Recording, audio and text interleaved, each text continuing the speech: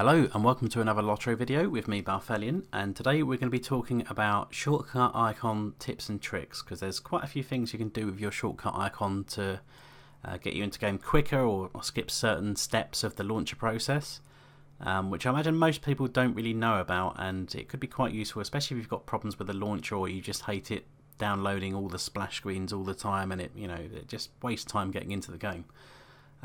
So I imagine most of you probably already have a LOTRO icon on your desktop, but for those of you who don't, what you need to do is you need to navigate to whichever folder you have your game installed. So if it's a fairly recent new installation, when Standing Stone Games have been running the process, it would just be C drive or whichever drive you install it to, program files, x86, Standing Stone Games, The Lord of the Rings Online. If you started playing during the Turbine era, instead of Standing Stone Games, it would just be a folder called Turbine. Or if you installed it to a custom folder, hopefully you remember where you installed it. But inside that folder there will be something called turbineinvoker.exe with a little ring icon.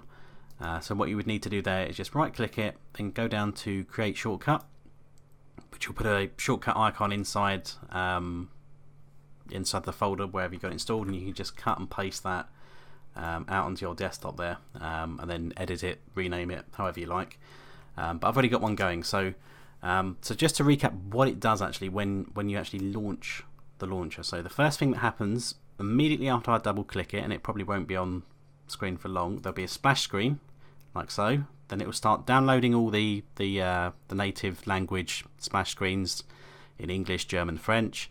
Then it's going to have a look for the software updates, do a quick scan for any file updates, and then it pre-caches because I've got the pre-cache game option on, and then we're getting to the login screen when we have to manually log in, and then we select our server and go on. So there's various bits and pieces that we can do to skip that. So in some of these shortcuts, I've already set up the things we can do. So if I copied this to have a new one, just call that 1 for now. So if we right click it and we go on properties, so we can see where the target is. So this is what program it's going to run. So this points out turbineinvoker.exe, which is enclosed in double quotes.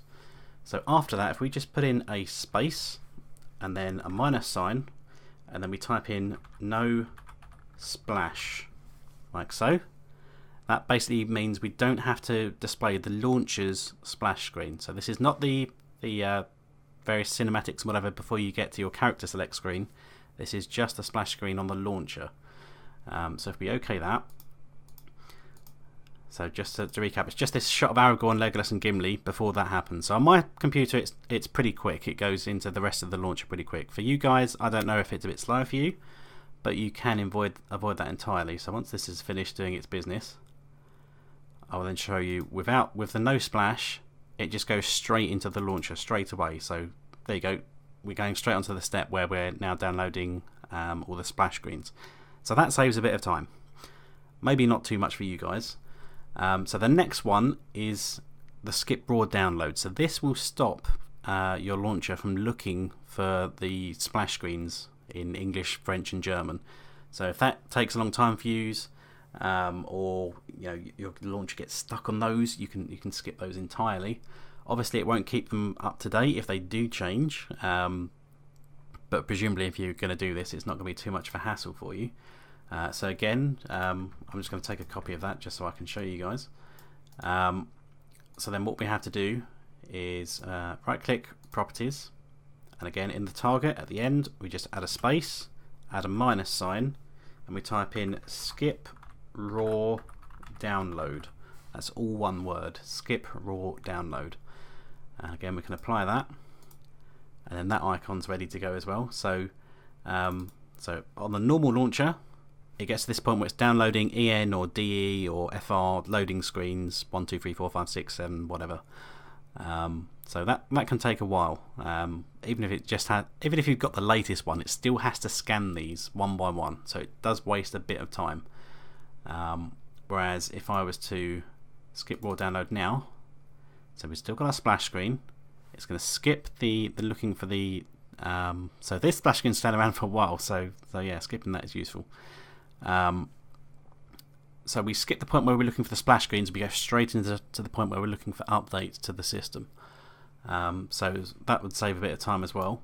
And the last thing is the user and password. So you can provide your username and password in the shortcut, so you don't have to log in the launcher. So I will take a copy of that because I don't want you seeing my username and password for obvious reasons.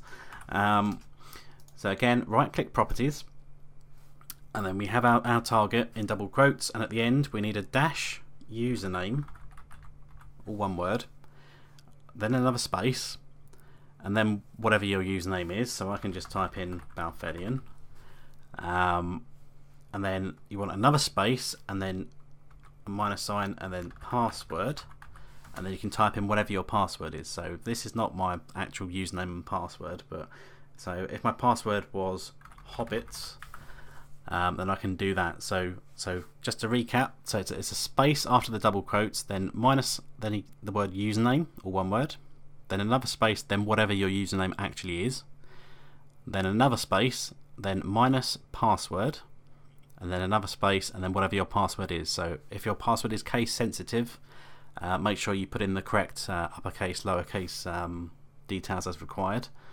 So I can OK that. So then on my actual username and password, if I was to click on this, so we've still got the splash screen and the raw download on this one, but then instead of it'll do the updates, but instead of taking me to the username and password screen, it logs me in automatically, and it will take me straight through to the server select. There we go. Now you can quite happily combine all of these. So for example, if I was to go back in one of the ones I've already done, as long as you put in the correct bit of spacing between them, so we could have space, no splash, space, dash, skip raw download, and then another space at the end. So everything has got a space between it, like so. So I can OK that. So if I go back to the shortcut I've already got, which will do all three, so this will not display the splash screen, it will not try and download the English, French and German loading screens, and it will automatically log me in with my username and password and take me straight to the server select screen. So if I do all three at once, it's going to quickly scan for its updates, or get stuck, one of the two. There we go, right. So just does the updates, normal scans just in case there's a new patch or a hotfix out, and then straight through the login screen and onto server select. And all you have to do is click play yourself. So that saves quite a lot of time.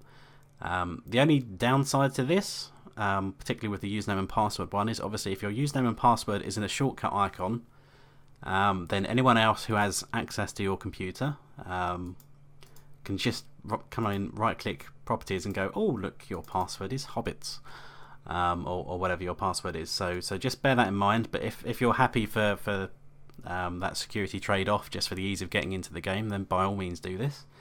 But I hope you guys have found that interesting, and if you have, let me know in the comments.